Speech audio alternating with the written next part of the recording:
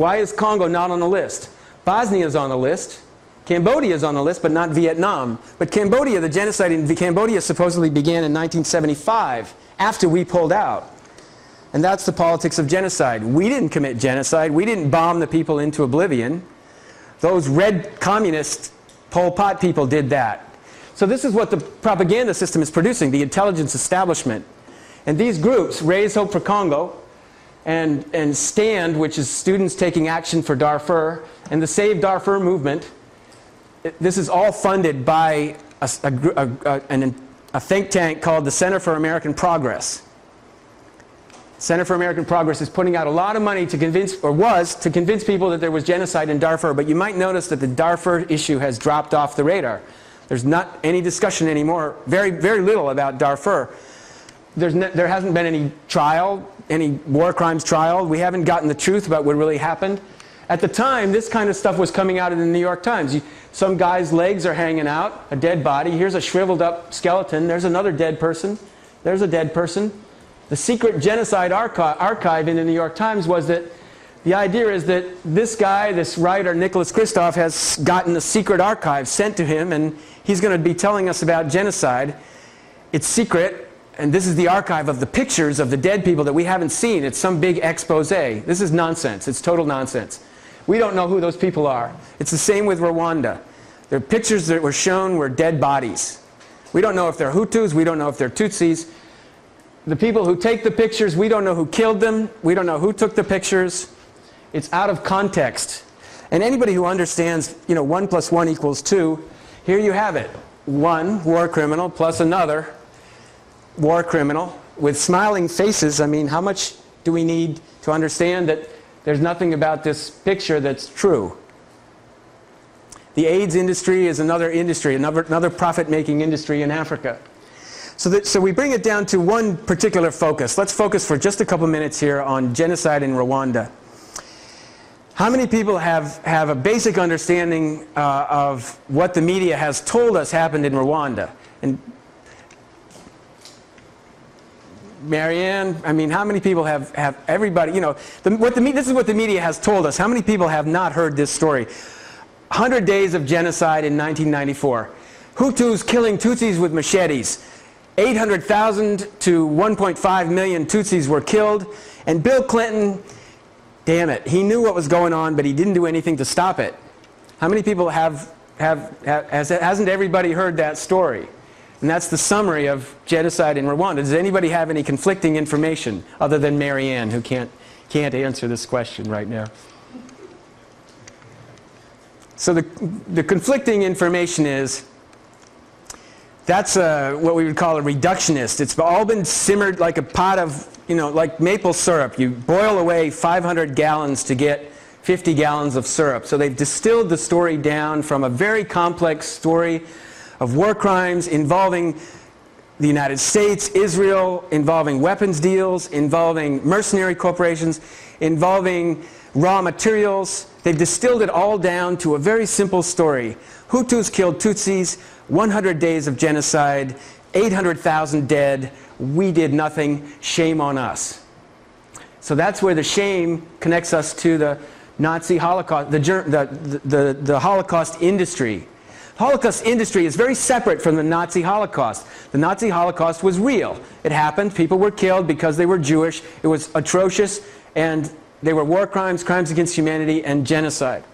But the Holocaust industry has spent the last 50 years making money from the concept of genocide in Germany. And what does making money mean? Elie Wiesel going around giving talks where he's paid $100,000. And he's telling lies. People standing up and claiming they were victims of genocide who were not victims of genocide. Now, if you're Rwandan and you're in this room, I believe you would probably admit that, or even Congolese, that there's a lot of Rwandans who were not in Rwanda in 1994 who have claimed to be the victims of genocide in Rwanda in 1994.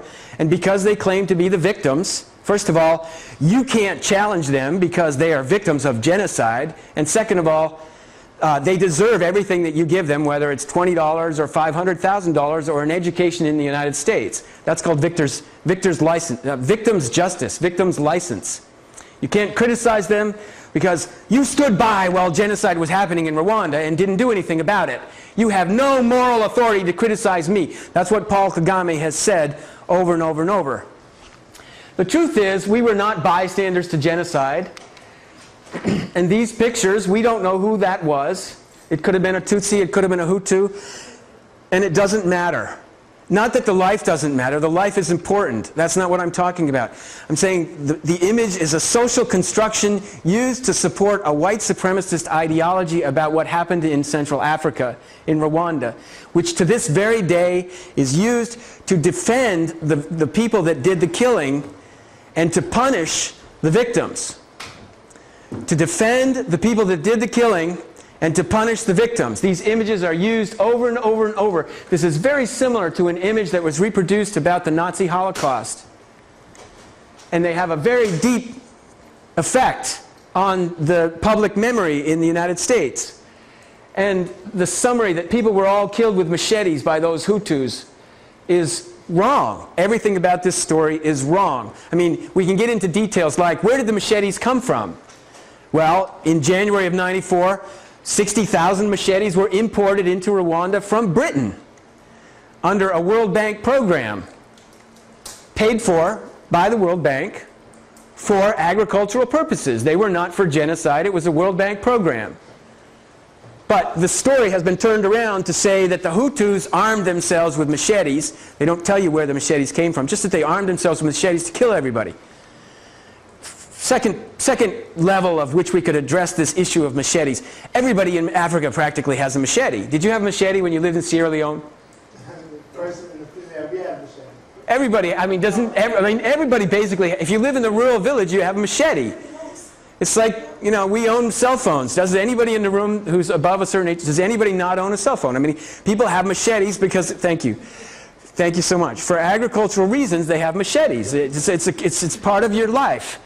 To turn it around and say that all those people had machetes to kill Tutsis is wrong. That's the story that's being twisted to turn and blame the victims.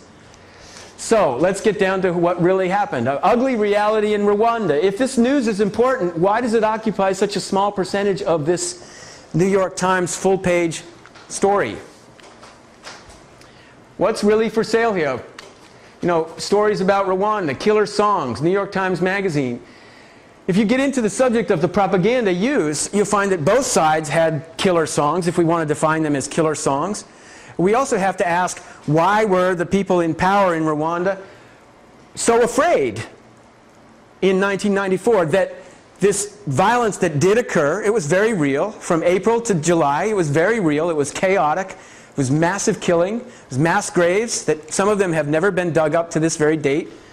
What happened in this tiny little country the size of Vermont, which has these volcanoes, volcanic region, and this was 1990. This picture was taken in 1990. What happened in 1994 that led to these so-called 100 days of genocide? And the history goes back to Yoweri Museveni, who was brought to power in Uganda in 1980 through a guerrilla movement. The terminology, for example, when you hear about the Rwanda genocide, you always hear about, how many people saw Hotel Rwanda? Everybody, did you see? Anybody seen Killing Dogs, Hotel Rwanda, Beyond the Gates, or Leave A Day by the Pool in Kigali? These are all about Hollywood productions about genocide in Rwanda. And they always talk about the cockroaches, the Inyenzi, and that's the term. And it's always inferred that the killers, the Hutus, called the Tutsis cockroaches. And it was a term used in songs and a term used on the radio. We're going to kill those cockroaches. Kill them, kill them, kill them. But the truth is that the people who called themselves Inyenzi were the people in power today. They called themselves Inyenzi. And Inyenzi did not mean cockroach. It meant somebody who sneaks around at night and sneaks into Rwanda from outside as guerrillas. And what they were doing was perpetrating atrocities from 1960 to 1990. The Tutsi elite, who had been forced out of Rwanda after years and years and years of oppression of the Hutu people, These people were sneaking back into Rwanda to perpetuate atrocities on the Rwandan governments of the time, from 1960 to 1990. But they call themselves the victims. So you got to go back and say, what was going on in Rwanda before 1990, before 1994? And you got to go way back, before the Belgians and before the Germans. I'm going to skip some of these things because they're too much detail for right now. You got to go all the way back. Yeah, we'll start there. You got to go all the way back to before the white man really arrived. There were Arabs involved in Africa before that. So back, let's say, 1850, the Tutsi people were in control in Rwanda. And the Tutsi people would perpetrate massive atrocities against the Hutu people in Rwanda. They managed to control 85% of the population for over 100 years, from 1860 to 1960. They did that from 1890, roughly, to 1960 with the support of the Germans first, and then the support of the Belgians. The Belgians and the Germans both backed the Tutsi monarchy to control the Hutu masses. So the Hutus were slaves. There was 100 years of slavery and oppression in Rwanda. And then in 1960, by 1960, the world was seeing anti-colonial movements. Rhodesia wanted to be free. South Africa wanted to be free. Vietnam, Philippine people wanted to be free. All around the world you had people of color speaking up and calling for their freedom. And the same thing in Rwanda. The Hutu people wanted to be free. And the Tutsi people wanted to be free of the Belgians. But the Hutu people wanted to be free of the Tutsis. So you had a hierarchy. You had Hutus and Tutsis being subjugated by the Belgians. And under that you had the Tutsis subjugating the Hutus, which were 85% of the population. It was very complex. The Hutus wanted their freedom, and so what they did was, in the revolution of 1959, the Hutu Revolution, 1960, they finally stood up like the American slaves stood up and, fought for their freedom in the United States. Same thing in Rwanda. The Hutus stood up and fought for their freedom, and they forced out the Tutsi elites, not all the Tutsis, just the Tutsi elites who had been in control, and they forced them out into Uganda and into Zaire. And the Tutsis, the Hutus seized control, and the Belgians said, okay, wait a minute. We need to support the Hutus because we want to control Rwanda. So the Belgians switched their control to support the Hutus in 1960. The important part of this story is that from 1960 to 1990, these Tutsis who were forced out of Rwanda in 1959, 1960, 1961, they kept coming back and attacking, committing atrocities. And you imagine, if somebody comes into your home and commits atrocities and you have the capacity to do so, you're going to respond with violence. People did. The Rwandan government responded with violence in 1962, 1963, 1965, 1974. But it was always these Tutsi elite, armed from the outside, coming in to try to take control of the Hutus and take back Rwanda. And that's who's in power today. The Tutsi elites, who finally got the backing of the Pentagon. What's really important to understand is the Tutsi elites who were forced out of Rwanda in 1960, they went running to Vietnam, and they went running to Indonesia, and they said, we're being oppressed, we're being killed. They forced us out of Rwanda. And they said, it's the Belgians. And the Vietnamese and the Indonesians who wanted freedom of all people of color, they said, wait a minute, we need to support the Tutsi people who are being forced out of Rwanda. So they armed and funded the Tutsi Inyenzi, who kept coming back and attacking the Hutu Belgian power structure. But that's not given to us when we hear about Rwanda. So by 1980, this guy takes power in Uganda with the backing of Israel, Britain, and the United States. They commit massive atrocities that qualify as genocide all across Uganda. He's been in power since then, and he's never been held to account. And when Obama sent those 100 advisors recently, he sent them to support a war criminal of the worst kind. Idi Amin did some damage to Uganda, but Idi Amin was supported by Israel in the beginning, and then when he asked for more weapons from Israel, Israel said no. Israel only wanted to use Idi Amin to fight against the Arab government of Sudan. So when Idi Amin starts to take an independent course in Uganda, bam, that's the end. Suddenly he's a dictator, he's a killer, he cuts people's heads off and puts them in a refrigerator. That didn't happen. That's the nonsense that we're fed. He was not a nice guy, so when you watch the movie The Last King of Scotland, you realize there's some truth to this story, just like there's some truth to Hotel Rwanda.